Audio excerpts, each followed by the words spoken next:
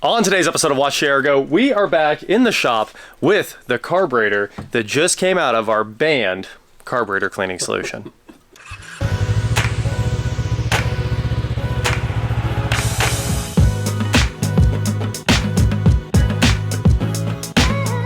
What is going on, guys? I am WatchJRGo, and today, like I said, we are back over here with my dad, and let's take a look at the results of our carburetor that just came out of its soak. Well, it's cleaned up really well. The bottom of that was pretty bad, but yeah, I mean, it was full of trash when we got it out. Mm-hmm. And most of that's been cleaned right down. Now this side here, it didn't. You can see there's been water sitting in there. Yeah. I scraped out all the loose stuff that I can. There's a little bit of stuff over here, but the main thing I did was I've been going through all these and looking. I don't know if you can see down in there, but yeah, you can see it. It looks nice and clean. Yeah, fresh. There's a little bit of carb cleaner.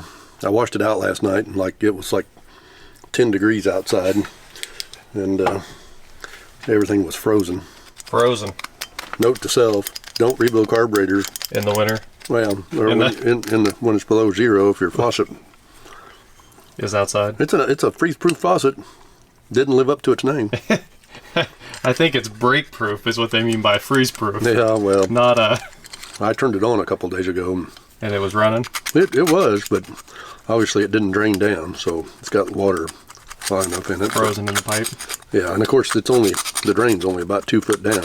It's been so cold. I remember we dug a big pit for that hydrant. Oh yeah. It's got a lot of gravel in there. Oh yeah. But, the gravel could be saturated. It could just be didn't let it drain. Okay. But just so you guys have a reference, this looks like a nice new part.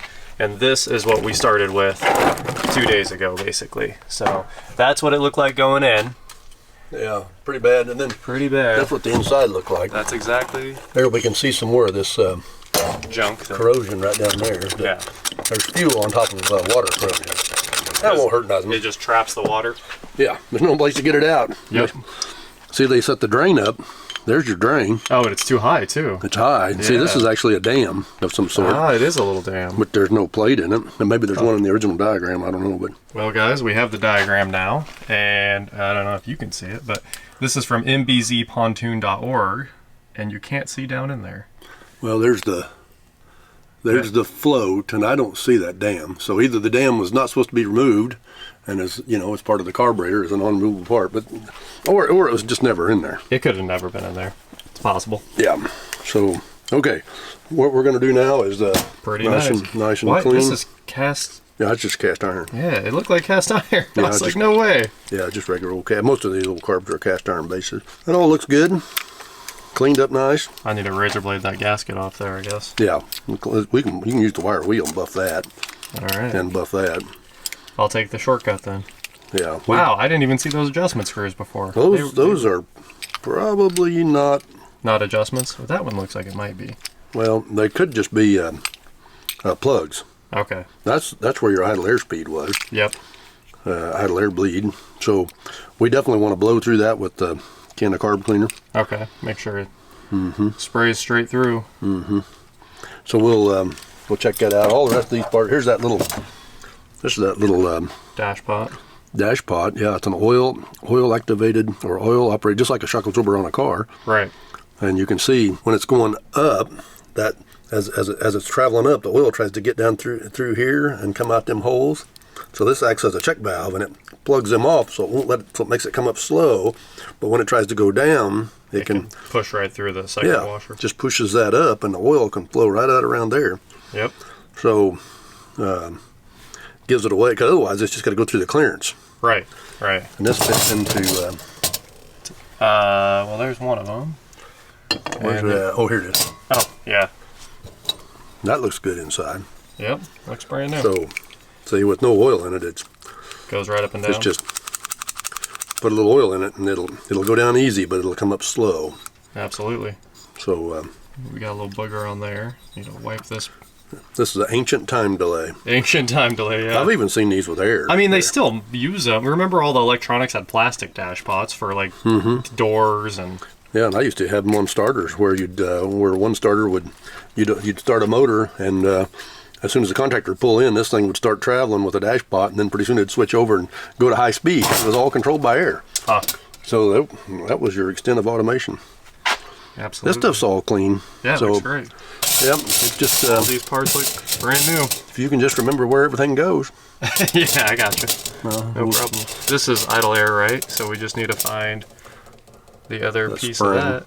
Yeah, it's right here. Perfect. Wow, it looks brand new. And that's the check valve for the accelerator pump, Okay. and you can hear it. Yep. So we'll blow. Look at that little hole. Yeah, it's tiny. Okay, so we're gonna have to put Little air carb cleaner on there. carb cleaner on there and make sure that we push everything out of that copper pipe, because if that's plugged, we'll take a. I have some super fine orifice drills, but I think, or we could use a tip cleaner for a. There it just opened, so there's obviously some liquid in there. Yeah. We want to blow that out, For sure. and we'll clean that with carb cleaner. We're ready for that, except Just go ahead and clean I'm this. going to go clean that. Buff this up. And I still have a little booger on there that I need your screwdriver for. Yeah, there's a little bit of rust on those parts, but Yep. you could paint them. I mean, normally if you were restoring it, you'd send them out and Have them plated. have them that's cadmium plating. Yeah. Still, that's silver cad.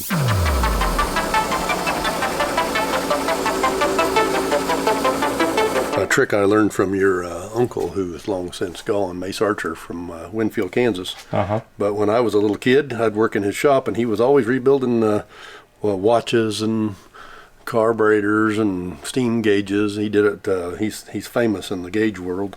But I learned how to do it from him. So if any of the viewers want to do it, this is an old buffer, which it's actually a jeweler's buffer. But what you put on right here is a wire wheel. And I don't know if you can see that or not, but that's a fine wire That's wheel. a very fine wheel, and it's so fine. Put your finger, right? Yeah. It'll hurt you. So after you buff, I just buffed that one. Oh, wow. You can see the difference. It makes it look like gold. So the nice thing, this is just like if you're doing jewelry or anything else, you can put this on there without worrying about hurting the sealing surfaces. Yeah. And that's the main. If you do it on a regular old wire wheel that you got in there in your shop, you'll damage those surfaces. Look at, see that? It just shines. Yep. So you can buy these little. They're jewelers. They're called jewelers wire wheels. You got to be careful. It'll flip the stuff out of your hand. But the nice thing about it is you can just hold on to it without fear of getting hurt. Right. So there's one. I mean, eventually, after you wire wheel enough, you just put your hands in it anyway.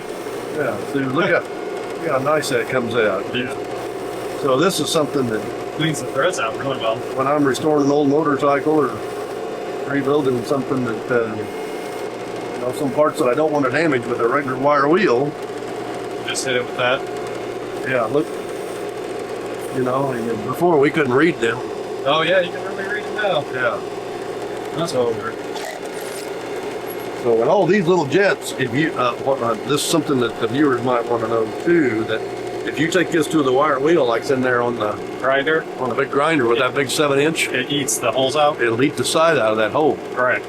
And that'll change the characteristics of the fuel flow or the airflow. This won't. You can put it right in there. It did say that was one of the air jets in the diagram. Oh, be careful, it'll flip away just like here. That's why it's got this on here. Right. Catch it back here.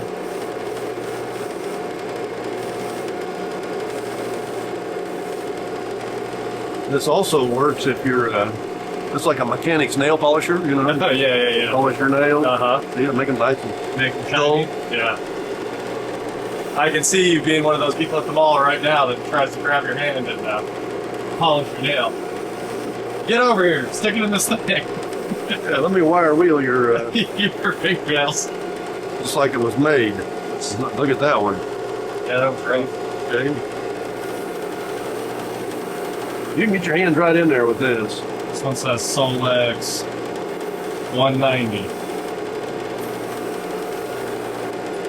Don't be scared. Just put it in. You always want to have safety glasses on when you're doing this because The hairs fly off. yeah, it'll throw off little bitty hair.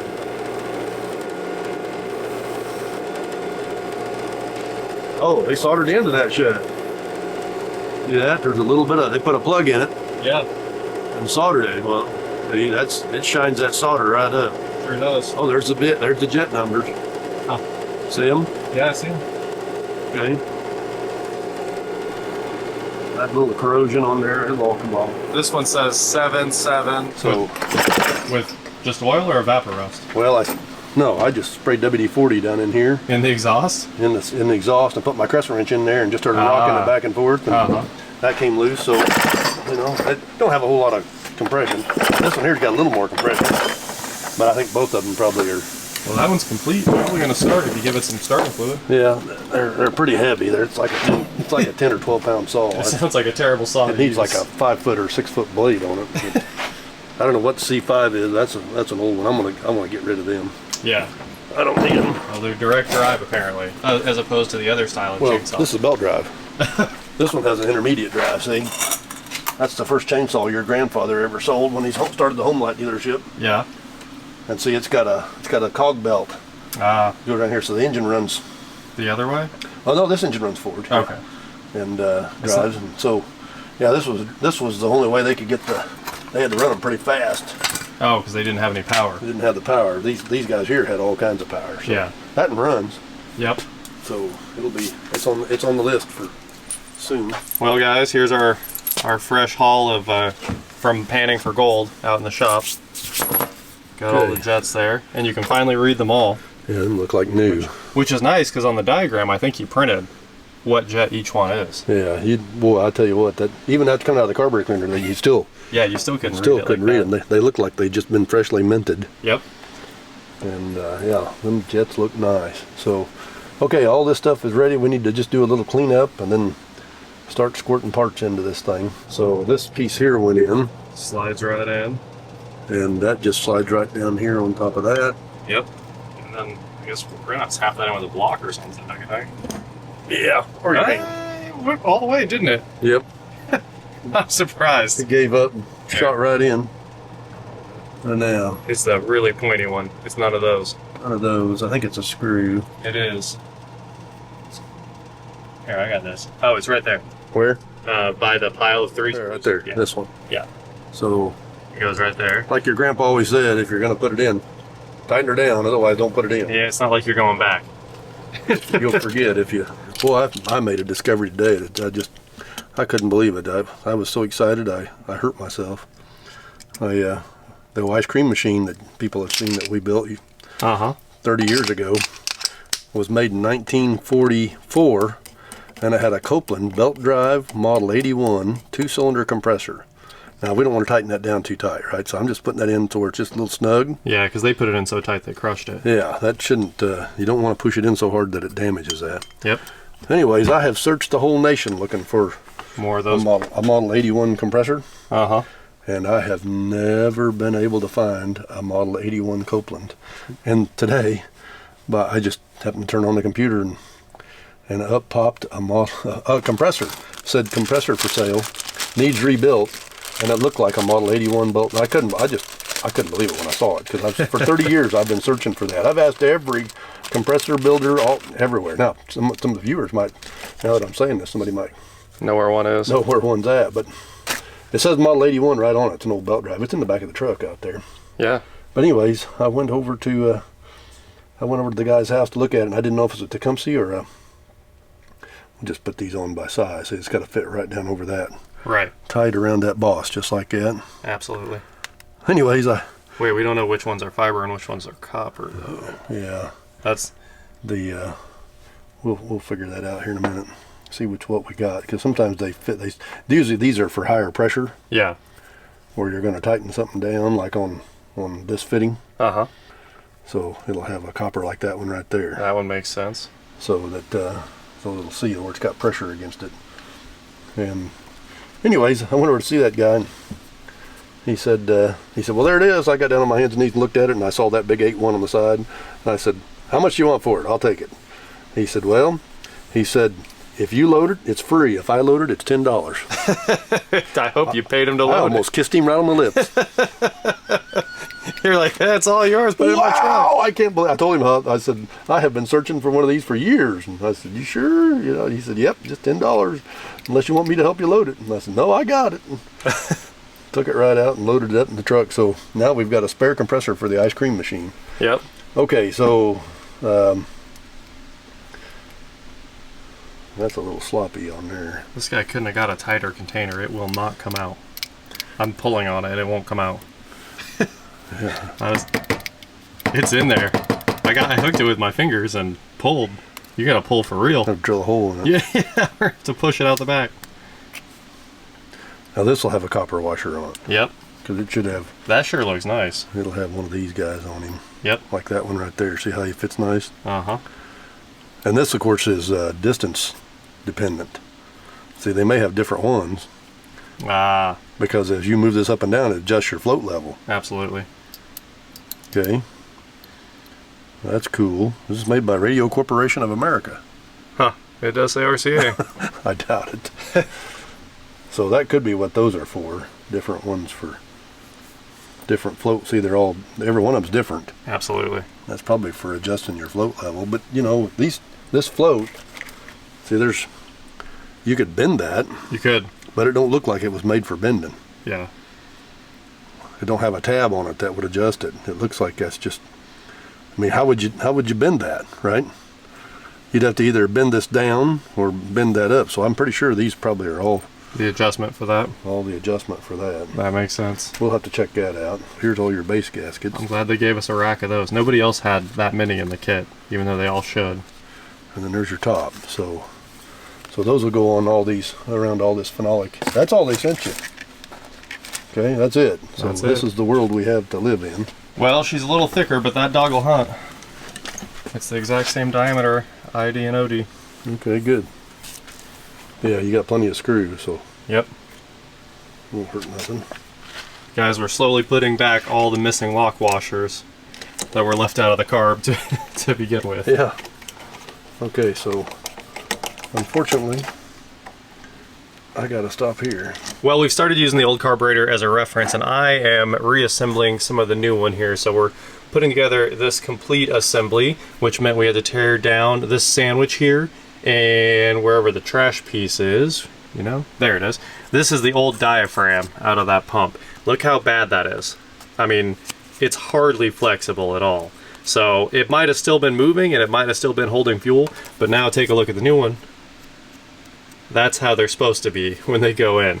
So we've got our new gasket in there, and I just got the spring in here that pushes back against this little diaphragm plate, and I'm gonna flip this over and bolt everything together, as long as I think I got everything right. So I'm gonna find these long screws that came out of that one and put them in this one. We also pulled this jet out of the old one here so we could see if it was the tapered end or the straight end, and it's the 6.0 Solex jet, if I remember right. And we use that to put this one together as well. So it's just copying everything over, and then we'll need these countersunk screws right there and those 4 screws to put that hat on there. All right, we're off to our mini Ace hardware we keep in the shop here to try to find that, I don't won't even focus, tiny little lock washer. So this is all stuff that I sorted when I was a kid. We would spend all of our time sorting valves and bolts and stuff like this, that now you would always just go buy new ones. But that right there looks pretty close to what we need. I know this one's just a hair different, but it does sit outside, and the ID is going to pick up the head of the bolt, so we're going to go with that lock washer right there. Every jet that goes into this carburetor, I take out of that carburetor to verify that they're in the right location. And we did find that free diagram, and I'll probably link it below in case you end up rebuilding a Type 32 Solex or a PETA or a PETA. It might help you out if you want to get yours going and not send it out to somebody else. Like, you can do all this stuff yourself. It's just going to take time and a lot of carb cleaner. That's really what it comes down to. So every piece that goes back in, it does get sprayed out with carb cleaner again. And like I just finished closing that off with the gloves and blasting through that with carb cleaner until we had a nice stream out of the end of it. So we're good with the little accelerator pump deal here, which means I could drop this into place. It goes right there, and you just line up its gasket and its little stand pipe, and that's it. Then you put its screw back in and basically just keep moving through this one piece at a time. And basically the only thing that's going to take a little time is there's a bunch of passages in the top hat, and we're going to spend some time cleaning that up just to make sure it's perfect before it goes on the carb. So now, to know what screw goes in there, it's a countersunk screw, I can tell you that much. And I do have 4 countersunk screws right there. I'm going to go ahead and pull one out, this one out right here, and see which one it was, then put the same one in over here. So I've got most of the main carb back together here. You can see all the jets are in and accelerator pumps in. It's basically ready for the top hat to go on, but I wanted to show you guys something cool here. This is that new needle and seat that came in our carb kit here, which is so far amazing, and this is the old one. This is the original one here. And of course this worked just fine, but it had just a rounded head on it, and of course, you know, when the float comes up, it closes, and you can see that shiny little dot right in the middle? When the float comes up, it closes and no more gas comes in. Well, the float has to ride on the head of that thing, and the new one has a ball bearing in it. So it's actually way nicer, and if the float's moving back and forth, it prevents wear by rolling that roller ball instead. So kind of cool. Top hat's ready to go, mixing valves ready to go, just got all this sprayed off. So for the most part, we are ready to assemble every bit of this thing. Well, here you go, guys. Everything is back on except for that dash pot. There is carburetor oil. Very unfortunate that it exists. SU sold it. It does say SU dash pot oil on it, and that is something you can use, but the forums say that you either use Mobil 1 115W-50, I think. Kind of interesting. I've never seen that in my life. But that sounds pretty gear oily as well. Or 70% ATF with 30% Marvel Mystery Oil, which is attainable. You can actually buy that, right? Marvel Mystery Oil is still sold at O'Reilly's, along with some ATF, just some cheap generic ATF.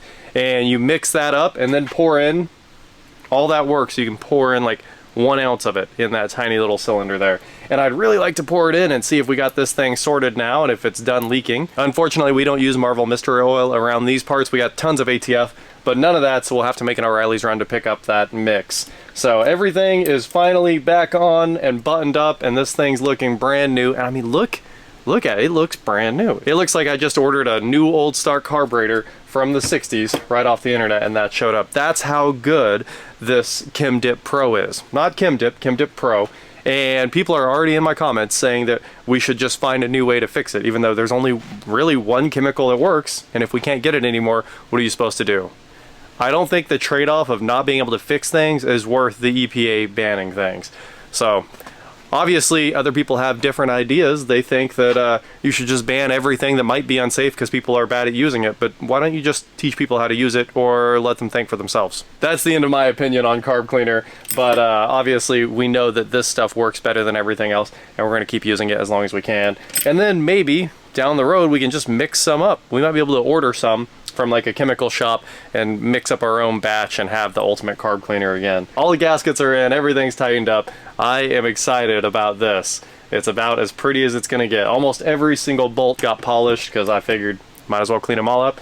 And now I need to strip this other one down and get it ready to go in the soup. I know a lot of you guys watched us tear this carb down yesterday and thought this was one of the worst carburetors you've ever seen, because there are an insane amount of parts and jets and just moving things all the way through this entire carb here, the Solex Type 32, but it's not that bad, and as you can see, it's all back together now. Even the dash pot, I didn't fill it, but it's back together. So one down, and the other one, the little check ball, won't come out of the main jet there. So that is the last piece, but we've got one ready to drop on the car, which I am pretty excited about. I mean, completely ready to go in the box and head back to the house. So one more day or so to get this one wrapped up, and we'll have working carburetors for Lloyd Stearman's personal 1960 Mercedes 220S. Anyway, that is it for today, guys. Thank you so much for watching. Don't forget to head on over to shop.WatchJRGo.com for cool shirts, not like this. And please like, share, subscribe, do whatever you want to do, and I will talk to you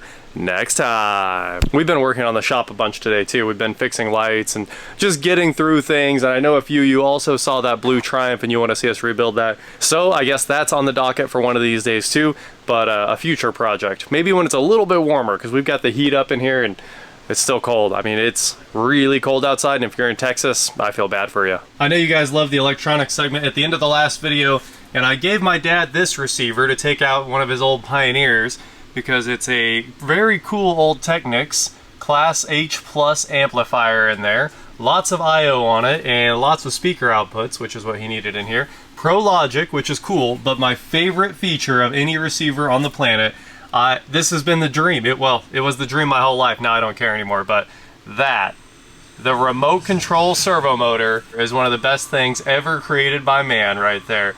Nothing cooler than that. Now, I like stateless volume controls, but I mean, I came from the analog days, so this was a huge upgrade too.